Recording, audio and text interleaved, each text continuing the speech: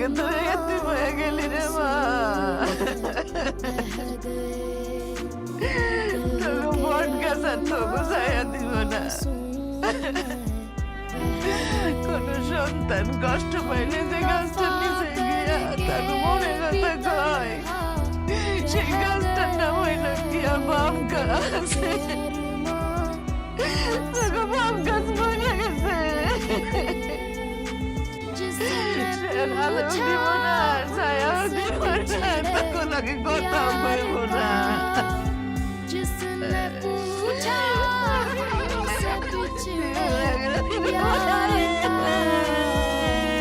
तो सीने से ভাইজান रो पढ़े আর কয়টা দিন সময় দেন, उसको सीने আমি আপনার সব টাকা পরিশোধ করে দেব।